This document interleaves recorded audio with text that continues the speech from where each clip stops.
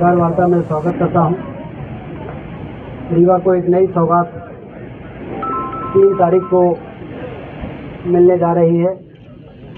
लंबे समय से रीवा में एक कमी हम लोग महसूस करते थे कि एक अच्छा पार्क सुसज्जित और व्यवस्थित, जहां पर हजारों की संख्या में लोग जा सकें, इसकी कमी है।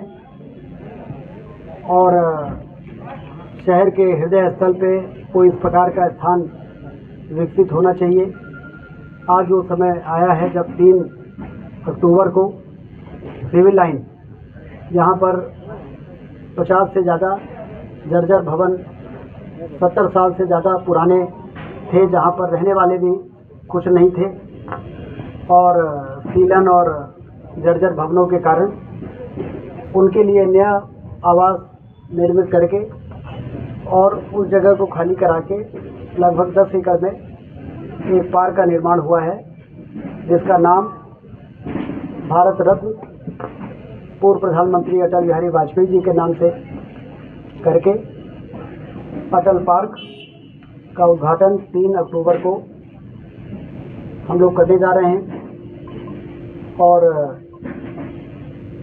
यह कार्यक्रम भव्य हो और ज़्यादा से ज़्यादा लोग इसमें आए, इसके लिए जो बहुत बड़े संगीतज्ञ हैं, गायक हैं, आदरणीय कैलाश खेर जी, वो रीवा पधार रहे हैं। और उनके क्योंकि लंबे समय से विंध्य महोत्सव के बाद फिर कोविड आ गया और भी कई परिस्थितियां निर्मित हुई, जिससे विंध्य महोत्सव के लेवल का कोई कार्यक्रम रीवा में अभी हुआ नहीं। तो कैलाश खेर जी के इस कार्यक्रम से, जनरली हम लोग इस प्रकार के कार्यक्रम रीवा में करते हैं, जब कोई बड़ी उपलब्धि मिल जाती है उसको सेलिब्रेट करते हैं। आपको ध्यान होगा जब रीवा का बाईपास बना था तो राजू श्रीवास्तव जी को बुलाया था कि बहुत दिनों तक रीवा के लोग दुखी रहे तो दिल खोल के हंस सके, इसलिए राजू श्रीवास्तव को बुलाया था। और जब मुकुंदपुर में टाइगर सफारी का उद्घाटन किया था तो सवेरे मुख्यमंत्री ने टाइगर सफारी का उद्घाटन किया, और रात में इंजीनियरिंग कॉलेज के मैदान में सोनू निगम का संगीत का बहुत बड़ा कार्यक्रम हुआ था विंध्य महोत्सव के अंतर्गत। ऐसे ही जब राज कपूर ऑडिटोरियम का उद्घाटन किया था तो एनसीसी ग्राउंड में सब ये संगीत के कार्यक्रम हुए थे। तो हमेशा से ये रहा है कि जब रीवा को लंबे समय के इंतजार के बाद कोई ऐसी सौगात मिले जो रीवा के लोगों के आत्मा को, दिल को खुशी दे सके, तो सिर्फ उस कार्यक्रम का उद्घाटन बनना हो, उसके बाद उसका सेलिब्रेशन भी होना चाहिए। तो सिरमौर चौराहे में फ्लाईओवर का तीसरा लेग जो बन के तैयार हुआ, उससे लोगों में बड़ी प्रसन्नता है। रीवा का एयरपोर्ट बन के तैयार हो गया है, उसको लेकर लोगों में बड़ी प्रसन्नता है।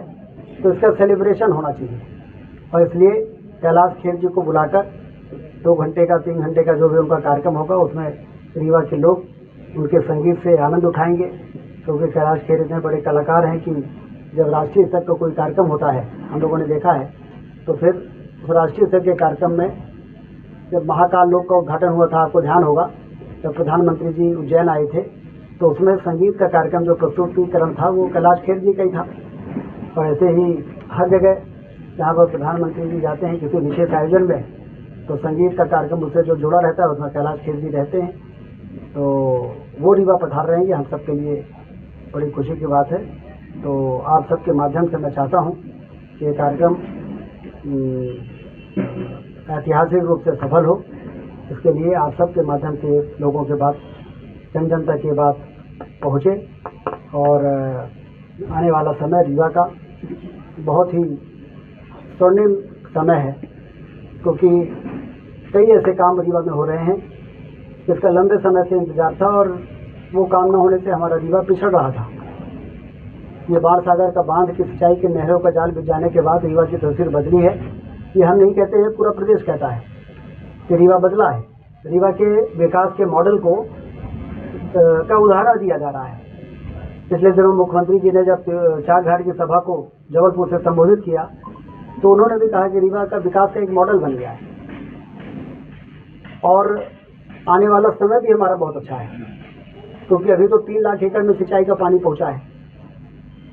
ये 3 लाख एकड़ से 9 लाख एकड़ हो जाए, इसके लिए लगभग 4,000 करोड़ रुपए टेंडर हो गए हैं, जो सीतापुर माइक्रो, हनुमाना माइक्रो, बहुती कैनाल में 1400 करोड़ रुपए का स्वीकृति की योजना भारत सरकार गई है। आज मैं दिल्ली जा रहा हूँ, कल वहाँ के जल संसाधन मंत्री से मिलके और उसकी और पैरवी करूँगा कि जल्दी वो मंजूर हो जाए। 1500 करोड़ और, तो 4,000 करोड़ का टेंडर हो गया, 1500 करोड़ का टेंडर और हो जाएगा, तो रीवा जिले और मऊगंज जिले की 9 लाख एकड़ में सिंचाई का पानी पहुँचेगा।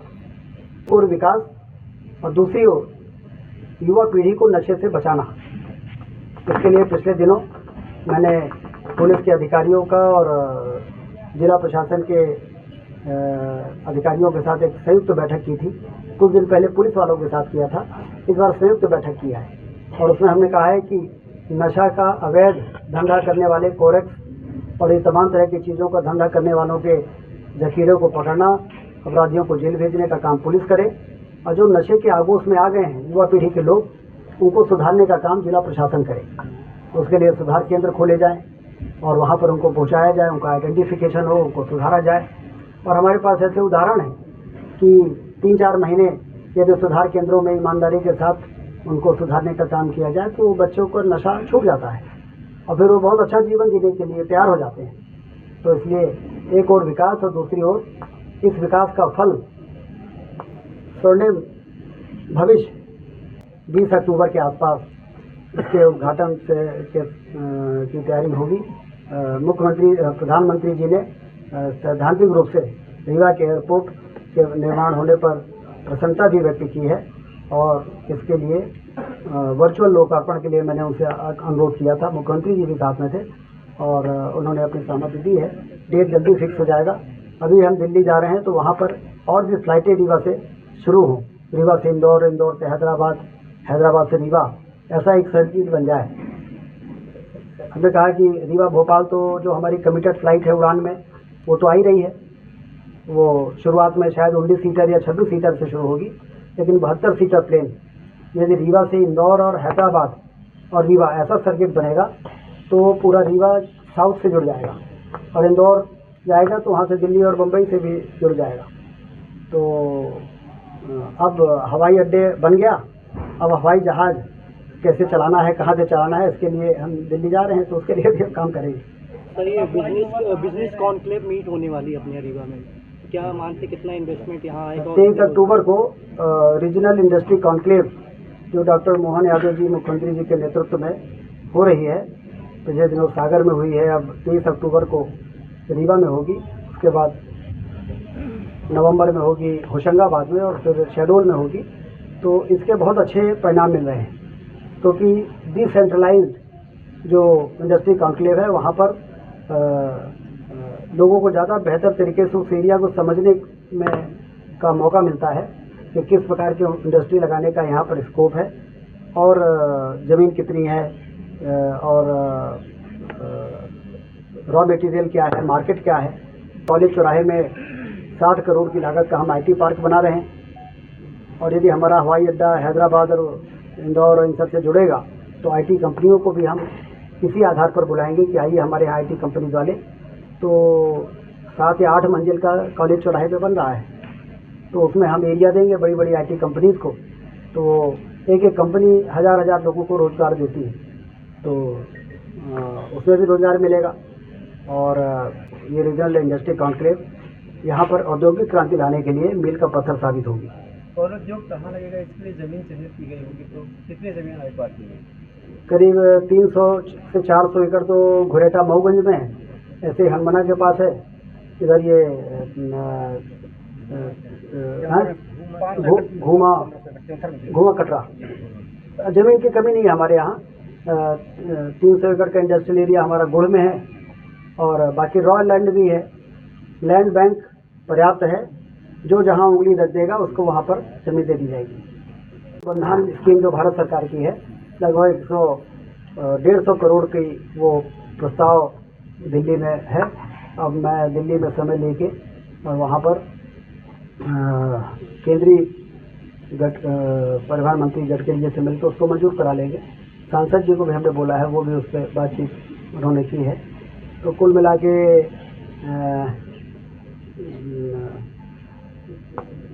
इंफ्रास्ट्रक्चर से संबंधित कोई भी काम, जैसे बेला से सिलपरा से बेला 4 लेन की सड़क 250 करोड़ की बन रही है।